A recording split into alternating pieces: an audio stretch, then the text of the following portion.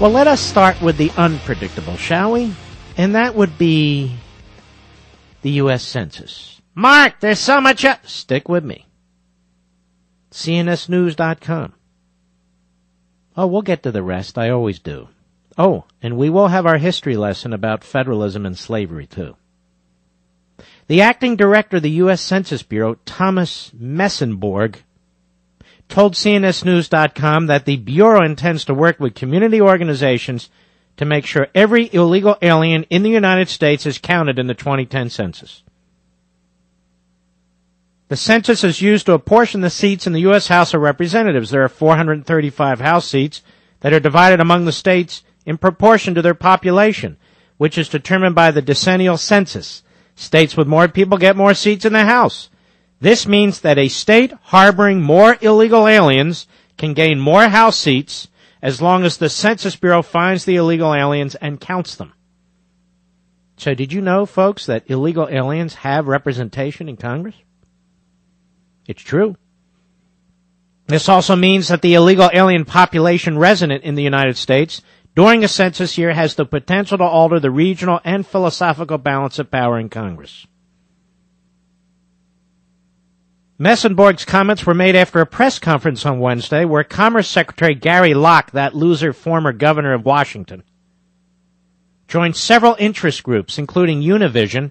Is Univision an interest group? I thought that was a media conglomerate. The National Council of La Raza, the League of United Latin American Citizens, LULAC, and the National Association of Latino Elected and Appointed Officials, NALEO. I'm getting into it. To talk about efforts to ensure a full count of Latinos in the 2010 census.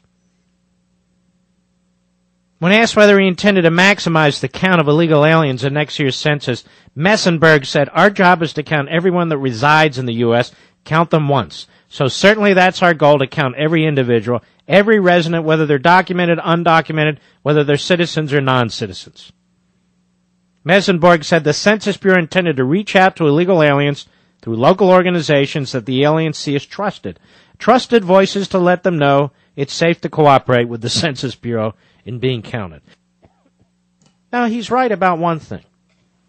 House seats are apportioned by the people in in a state, not citizens. And so as everything else, the status exploits it. And these ethnic front groups that are really representing foreign countries and aliens are exploiting it as best they can, as are foreign governments. So obviously, the more illegal aliens we have in this country, the more representation they will have in our government, whether they vote or not. Whether they vote or not. Because the seats are apportioned by population. And so the very makeup of Congress, without a single vote, is being changed as a result of illegal immigration. As a result of these groups that are promoting the importation of ethnic groups that they support.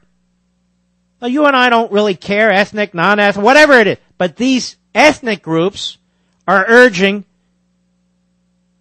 people who live in the third world to come into the United States and affect the future of this nation, its demographics, its culture, its politics, the whole thing. Now, other than this show, where have you heard this? Nowhere.